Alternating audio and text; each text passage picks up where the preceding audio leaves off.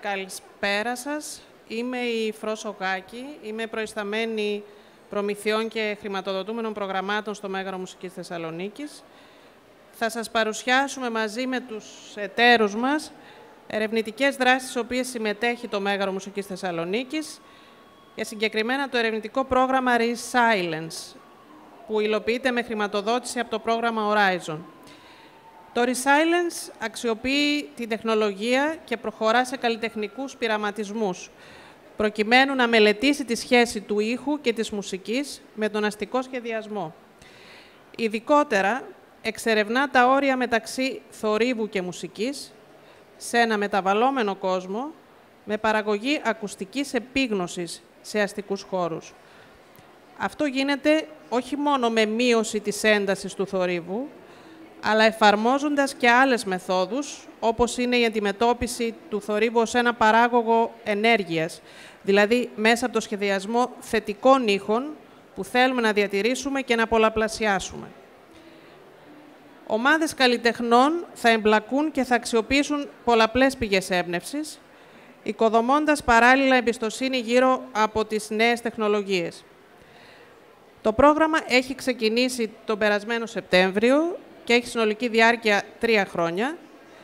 Μαζί με το Μέγαρο Μουσικής Θεσσαλονίκης συμμετέχει ένα σχήμα αξιόλογων διεθνών φορέων, όπως είναι το Εθνικό Κέντρο Έρευνας και Τεχνολογίας ως συντονιστής, το Maastricht University, το University της Γένοβα, το Αριστοτέλειο Πανεπιστήμιο Θεσσαλονίκης, το University Pompeu Fabra, το Max Planck Institute και ο Γάλλος πρωτοπόρος στα New Media καλλιτέχνης και θεωρητικός Maurice Benayoun. Στο Μέγαρο Μουσικής Θεσσαλονίκης θα λάβουν χώρα κάποιοι από τους καλλιτεχνικούς πειραματισμούς. Τα αποτελέσματα των μελετών θα αξιοποιηθούν ώστε να αποτελέσουν τη βάση που θα μας επιτρέψει να βελτιώσουμε αισθητά την ποιότητα των παραγωγών μας και πώς αυτές καταλήγουν ακουστικά στο κοινό μέσα στον αστικό ιστό της Θεσσαλονίκης, ειδικά όταν πραγματοποιούνται στην πλατεία του Μεγάρου. Όμως, τι εννοούμε όταν μιλάμε για ήχο και πόλη? Πώς προσεγγίζεται αυτό στο έργο Resilience? Η Γιώτα. Καλησπέρα και από μένα. Όντως, συμμετέχουμε, όπως και είπε και η Φρόσο, σε αυτό το πρόγραμμα, το Resilience, το οποίο μελετάει κυρίως τους ήχους της πόλης και θέλει να δει και την κοινωνική τους διάσταση. Αυτό είναι το πολύ ιδιαίτερο και σημαντικό. Αλλά ας ξεκινήσουμε λίγο πιο από την αρχή, τι μπορεί να θεωρούμε ήχο. Ο ήχος, μια έκφραση που αντιπροσωπεύει πολύ το έργο μας, είναι αυτό που είπε ο Κάλαχαν, ότι ο ήχος δεν είναι ούτε κάποιο αντικείμενο, αλλά ούτε κάποιο χαρακτηριστικό κάποιου αντικειμένου. Ήχος, στην ουσία, ο ήχος προέρχεται από τις αλληλεπιδράσεις, από τις σχέσεις που δημιουργούνται κάποια πλαίσια, τα αντικείμενα και τα υποκείμενα. Αυτή η συγκεκριμένη οπτική που βλέπει τον ήχο συνολικά, αποτελεί κάτι που θέλουμε να το αξιοποιήσουμε στη συγκεκριμένη έρευνα, στο συγκεκριμένο project, το Resilience. Έτσι, λοιπόν, είναι πολύ σημαντικό να αντιμετωπίσουμε την χωρική διάσταση του ήχου και βλέπουμε τη χωρική διάσταση του ήχου. Και για τον λόγο αυτό, στο συγκεκριμένο project έχουν εμπλακεί και αρχιτέκτονες και καλλιτέχνες και άλλες ειδικότητες που δεν είναι κατεξοχήν ειδικότητες που ασχολούνται με τον ήχο, όπως είναι, ας πούμε, οι τεχνολόγοι του ήχου, οι ηχολήπτες κλπ. Άρα μας ενδιαφέρει πάρα πολύ και η χωρική διάσταση του ήχου. Τώρα, οι σύγχρονες πόλεις μας, όπως έχουν διαμορφωθεί μέχρι σήμερα, βλέπουμε ότι υπάρχει πάρα πολύ μεγάλος πληθυσμός που καταφεύγει στα αστικά κέντρα. Μάλιστα, μέσα από έρευνες βλέπουμε ότι μέχρι το 2050 το 70% περίπου των ατόμων θα έχουν καταλάβει τις σύγχρονες πόλεις. Με ό,τι συνεπάγεται αυτό. Δηλαδή, οι άνθρωποι πρέπει να βιώσουν μέσα στο αστικό περιβάλλον πλέον και να αντιμετωπίσουν και τους ήχους τους καθημερινούς που συναντάμε. Βλέπουμε λίγο την καθημερινότητά μας, πώς ξεκινάει μέσα στα αστικά κέντρα, όλους αυτούς τους ήχους που έχουμε, πώς επηρεάζουν την υγεία μας, πώς επηρεάζουν τη συμπεριφορά των ανθρώπων και την όρεξη για δημιουργικότητά τους. από τους πολύ αρνητικούς ήχους που συναντάμε στα κέντρα των πόλεων, τους ήχους αυτοκινήτων, φωνές, όχληση, που μπορεί να μας αποσυντονίζουν και να μας στρεσάρουν στους εξωτερικούς χώρους, στους εσωτερικούς παράλληλα κάποιους ήχους από συσκευές. Επίσης, είναι πολύ σημαντικό το γεγονός ότι κάποιους από αυτούς τους παρατηρούμε, κάποιους τους επικεντρωνόμαστε πάνω σε αυτούς και μπορεί να μας ενοχλούν, κάποιους άλλους τους έχουμε συνηθίσει και τους έχουμε ενσωματώσει στη ζωή μας και πλέον έχουν γίνει αναπόσπαστο κομμάτι της και είναι η καθημερινότητά μας και το αντιλαμβανόμαστε ότι θα πάμε σε κάποιους χώρους που αντίστοιχα είναι χώροι φυσικοί, χώροι ηρεμίας. Εκεί πέρα θα καταλάβουμε ότι όλα αυτά δεν υπάρχουν. Δηλαδή, όλος αυτός που θεωρούμε ο δεδομένος ήχος της πόλης, αυτός πλέον δεν υπάρχει σε αυτές τις περιοχές. Παράλληλα, βέβαια, πέρα από τους αρνητικούς ήχους, που τους έχουμε καταγεγραμμένους ως κάτι που μας προκαλεί μια δυσφορία, υπάρχουν και θετικοί ήχοι, όπως είναι ο ήχος της μουσικής, που όντως μας κάνει να αισθανόμαστε ευχάριστα, όπως είναι οι φυσικοί ήχοι. Η φυσική ήχη, ακόμα και ο αέρας, η βροχή, τα φυσικά φαινόμενα.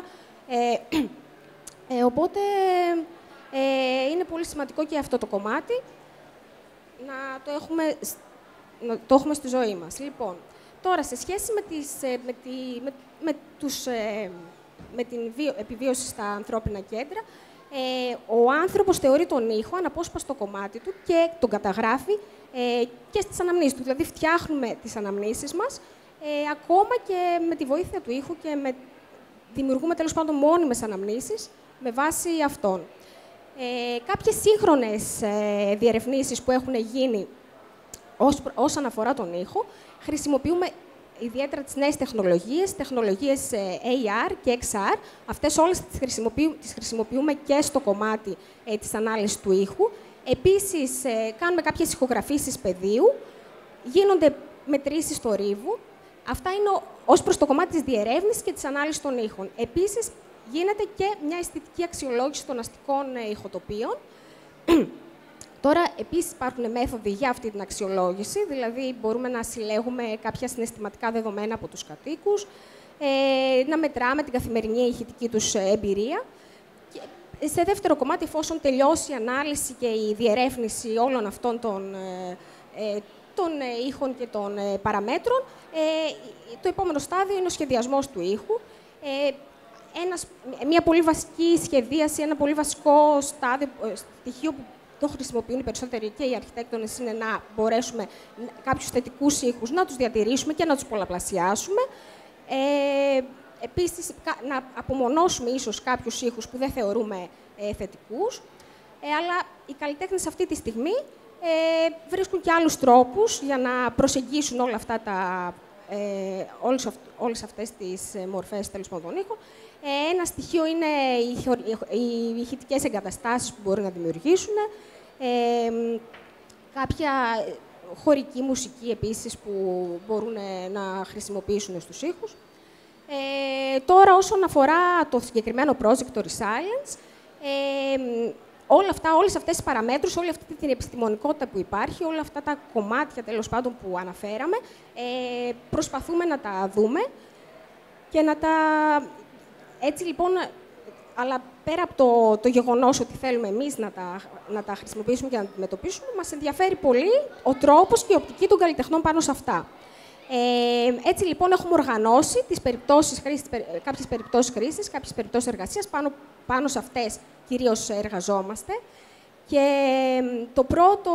το πρώτο σενάριο εργασίας μας αφορά τις συναυλίες, τους ήχους επάνω σε ανοιχτούς χώρους.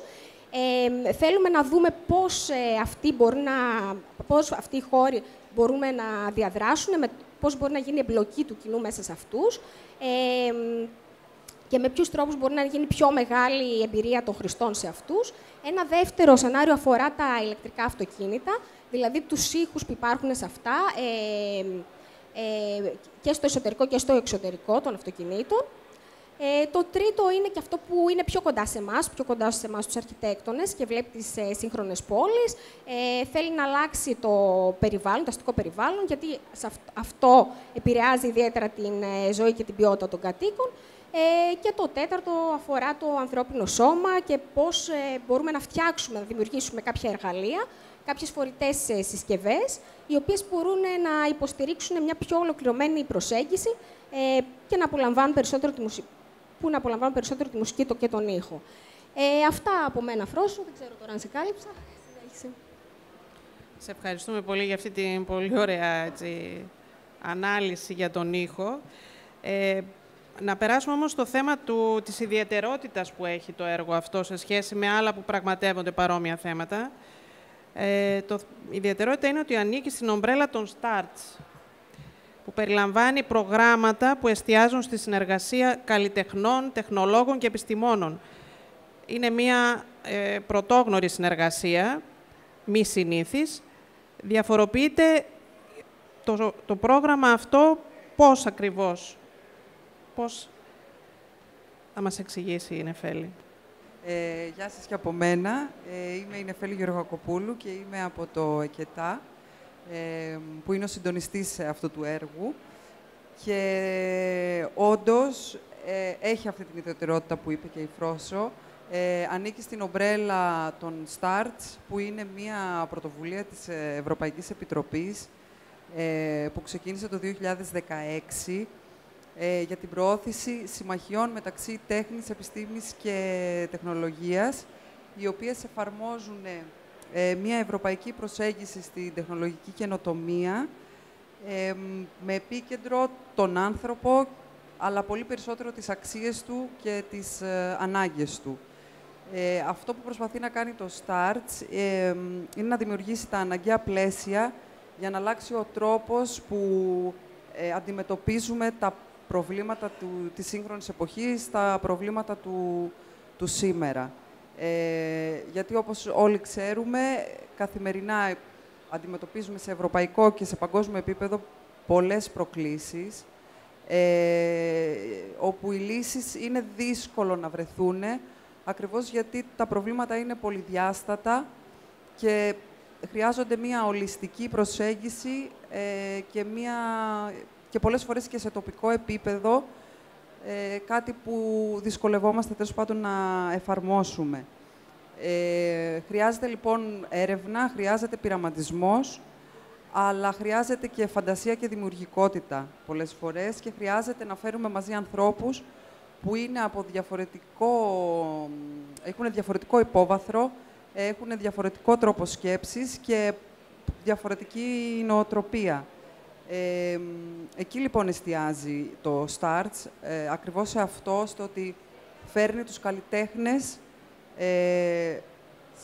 μέσα σε ευρωπαϊκά προγράμματα, γιατί ακριβώς μπορούν μέσω των διαφορετικών τρόπων σκέψης τους να αναπτύξουν ίσως διαφορετικές στρατηγικές για να αντιμετωπιστούν τα προβλήματα και οι προκλήσεις που υπάρχουν. Πιο συγκεκριμένα, στο δικό μας τώρα το έργο, είναι οι προκλήσεις που προανέφερε η Γιώτα. Και όπως είπε και η Φρόσο, υπάρχουν και άλλα ευρωπαϊκά έργα που μπορεί να διαπραγματεύονται το ίδιο θέμα. Εδώ όμως, και αυτά ακολουθούν ίσως μια ολιστική και μια διατομαϊκή προσέγγιση, αλλά η διαφορά είναι ότι δεν αναπτύσσουμε τεχνολογίες για να βοηθήσουμε αυτούς στον δικό τους τομέα κάθε φορά.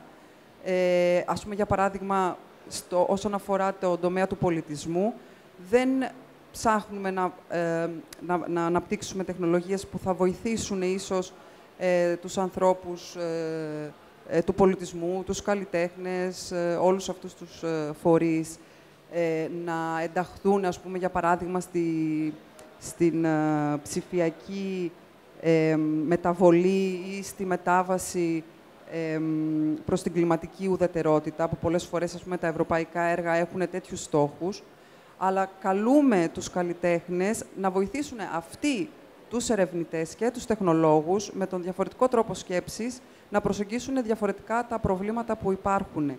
Έχουν δηλαδή ενεργό ρόλο στην ανάπτυξη της τεχνολογίας, όχι στο ότι χρειάζονται τη τεχνολογία σαν εργαλείο για τη δουλειά τους. Επομένως, έχουμε έναν ρόλο των καλλιτεχνών που είναι ενεργοί συμμέτοχοι και καταλύτες αλλαγής, έτσι όπως τέλος πάντων τους ονομάζουν στα starts.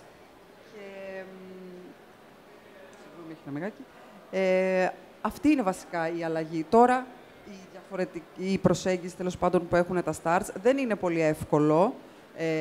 Αυτή η σύμπραξη, τέλος πάντων, και η συμμαχία μεταξύ τόσων διαφορετικών ανθρώπων, αλλά πιστεύουμε ότι, και είναι σε πολύ αρχικό στάδιο, αλλά πιστεύουμε ότι θα έχει έτσι αποτελέσματα καλά.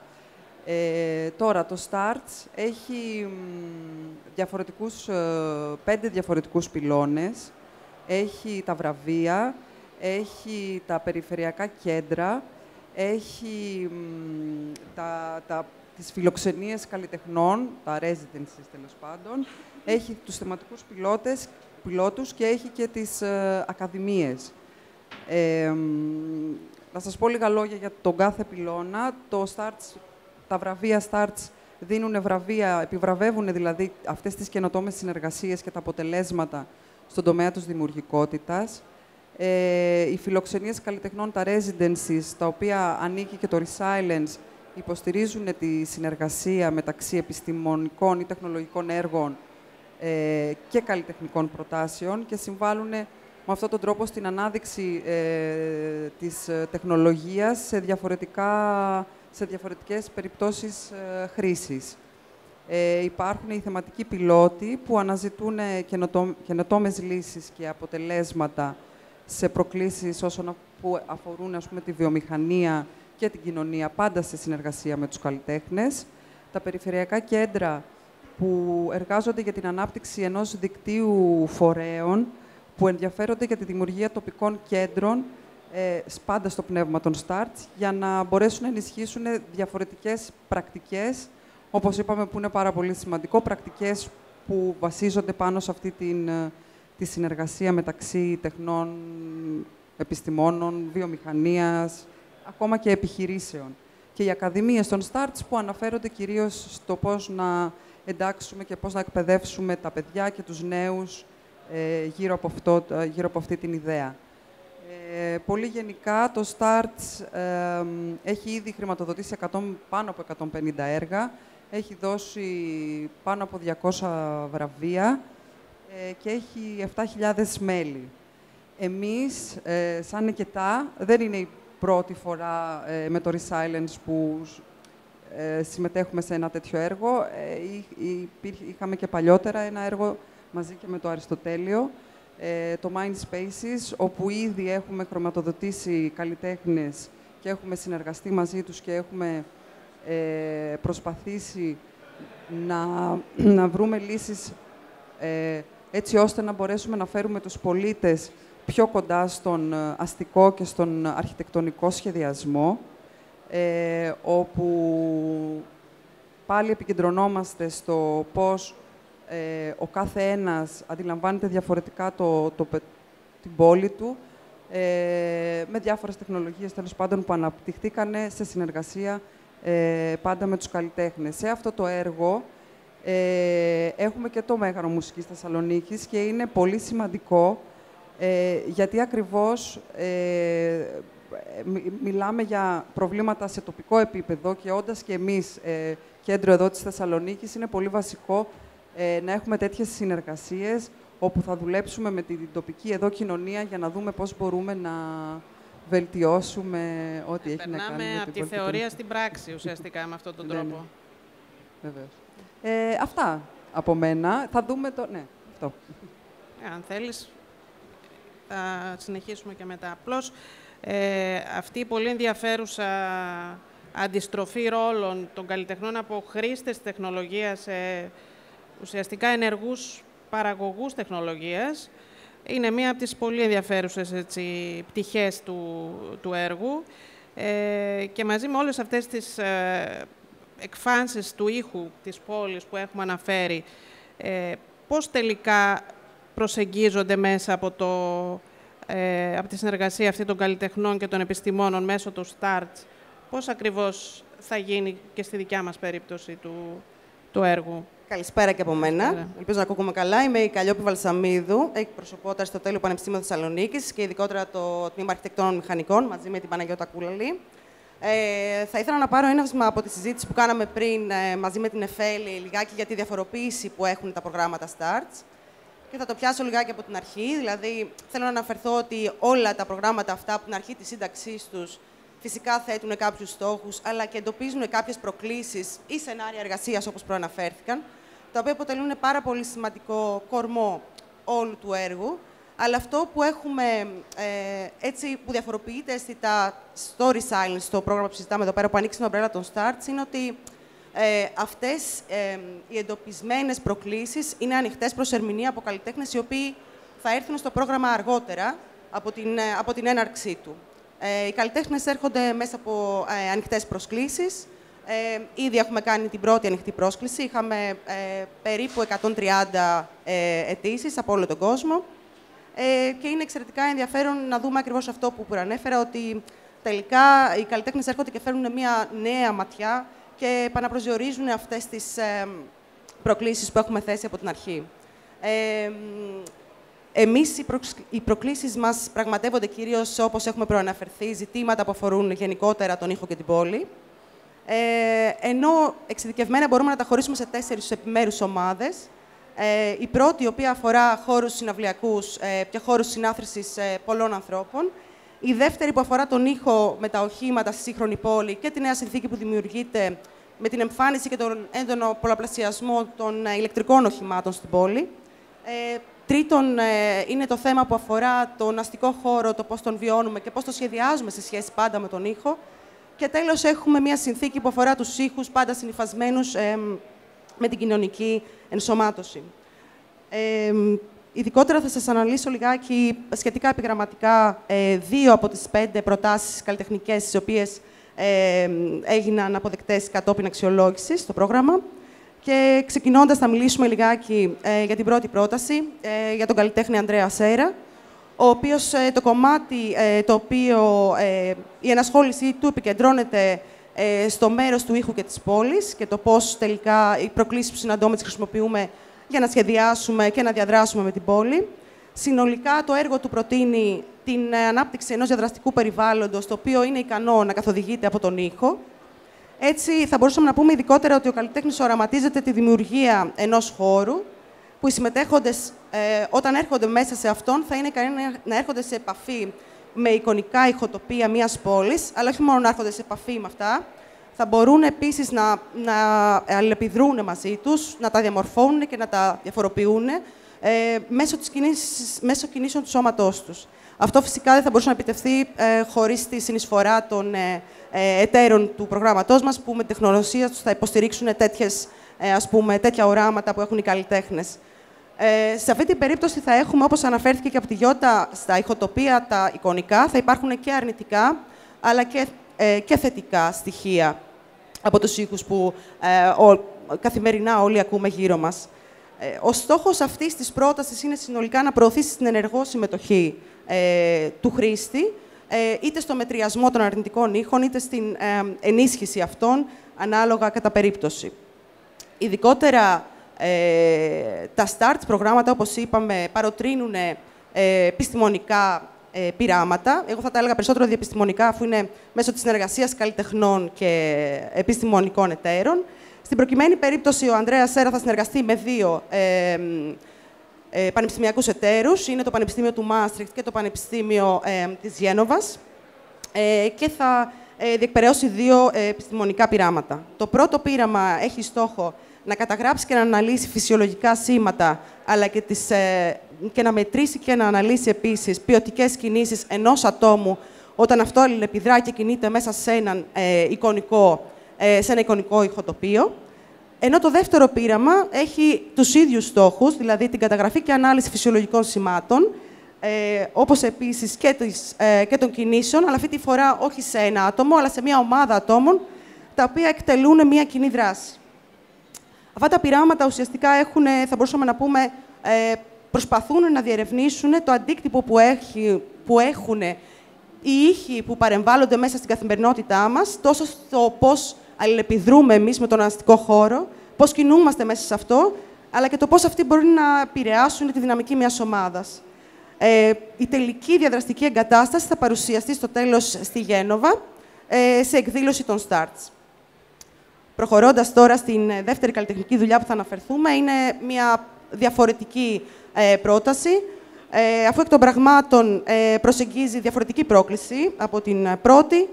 Εδώ μιλάμε για μια ομαδική δουλειά, μιλάμε για μια ομάδα 2 ανθρώπων, οι οποίοι είναι τόσο καλλιτέχνες όσο και αρχιτέκτονες, και οι οποίοι συνεργάζονται παράλληλα και με μια μικρομεσαία επιχείρηση. Εδώ η πρόκληση της ενασχόλησής τους είναι ο ήχος σε σχέση με την κοινωνική ενσωμάτωση. Έτσι, λοιπόν, συνολικά αυτή η πολυπίκυλη ομάδα προτείνει το σχεδιασμό ενός δυναμικού και θα μπορούσαμε να πούμε εν μέρη θεραπευτικού χώρου, ο οποίος μπορεί έξυπνα να ενεργοποιεί το νευρικό σύστημα ενός ατόμου. Το πρότυπο αυτό, όπως αναφέρθηκε, θέλουν να είναι δυναμικά προσαρμοστικό, να έχει κάποιες, ας πούμε, όπως το παρουσιάζουν, θεραπευτικό περιβάλλον, το οποίο θα είναι σχεδιασμένο σε ένας θάλαμος, που ένας άνθρωπος, αν αισθανθεί κάποια σύγχυση, καταβολή ή υπερδιέγερση, μπορεί να πάει σε αυτό το χώρο, να ψάξει κατά μία έννοια καταφύγιο, ώστε να ηρεμήσει. Και σε αυτή την περίπτωση έχουμε συνεργασία πολλών εταίρων, ειδικότερα η ομάδα των 2 καλλιτεχνών και της μικρομεσαίας επιχείρησης θα συνεργαστούν με το Πανεπιστήμιο του Μάστριχτ της Γένοβας, με το Ινστιτούτο Max Planck και με το Εθνικό Κέντρο Ερευνών. Και οι επιστημονικοί εταίροι θα υποστηρίξουν το καλλιτεχνικό έργο καθ' όλη τη διάρκεια της υλοποίησής του με τεχνολογίες που θα τους παρέχουν. Ενώ σε αυτή την περίπτωση έχουμε και την μικρομεσαία επιχείρηση, η οποία δίνει μια νέα διάσταση σε αυτή την πρόταση, αφού και η ίδια φέρνει την εξειδίκευσή της στην υπολογιστική όραση και στην τεχνητή νοημοσύνη, το οποίο δίνει έτσι πολύτιμη συνεισφορά στην ενίσχυση των τεχνολογικών ικανοτήτων του συγκεκριμένου έργου. Το έργο θα ενσωματώνει πληθώρα τεχνολογιών, όπως ανάλυση κινήσεων του σώματος, μεταξύ άλλων, αλλά και στοιχεία σχεδιασμού, αφού σε αυτή την περίπτωση η ομάδα των καλλιτεχνών είναι και αρχιτέκτονες, με στόχο να μπορούν, τροποποιώντας τα αισθητηριακά ρεθίσματα, τα οποία θα είναι κυρίως οπτικά και ηχητικά, να δούνε πώς αντιδράει το σώμα μας σε αυτά. Και σε αυτή την περίπτωση η ομάδα θα διεξάγει πειράματα στα πλαίσια του προτύπου και έχει σκοπό να συνεργαστεί με τελικούς χρήστες, με άτομα τα οποία ανήκουν στο φάσμα του αυτισμού, έτσι ώστε να δούνε πώς μπορούν αυτά τα προσαρμοστικά και κατά μία έννοια θεραπευτικά περιβάλλοντα να λειτουργήσουν θετικά σε αυτά.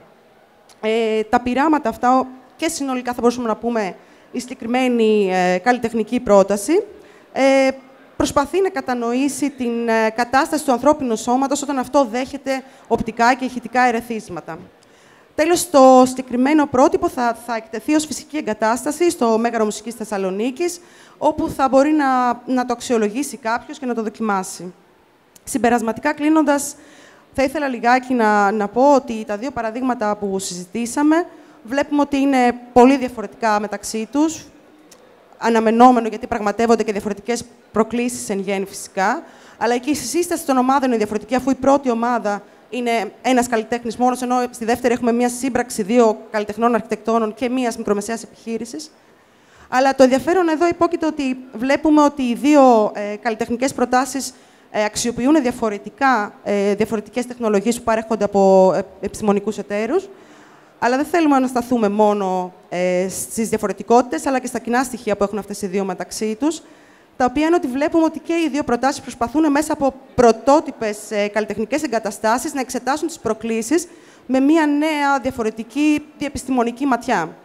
Συνολικά αυτό θα μπορούσαμε να πούμε ότι τελικά κατά μία έννοια επαληθεύει το όραμα των STARTS, που ακριβώς αυτός είναι ο στόχος, δηλαδή προωθώντας τη συνεργασία μεταξύ τεχνολόγων, επιστημόνων και καλλιτεχνών, να δημιουργήσει έτσι μια διαφορετική διεπιστημονική προσέγγιση στην έννοια της καινοτομίας, με επίκεντρο φυσικά πάντα τις ανθρώπινες ανάγκες και προτεραιότητες. Αυτά από μένα και ευχαριστώ πολύ. Ευχαριστούμε πολύ, Καλλιόπη.